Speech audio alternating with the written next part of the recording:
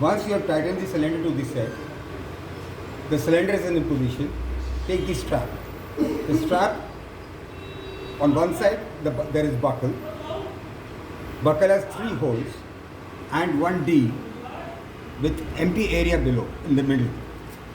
Take the strap in between the metal and the buckle and bring it back on this middle hole. Tighten it. From here, bring it back on the bottom hole, which is this one, and tighten the strap fully. Once you have tightened, hold it. Take your strap on the top out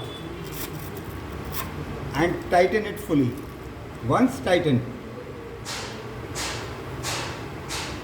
rotate and bring the buckle backside, and now you can lock the strap. This is how you can fix the cylinder to the back plate.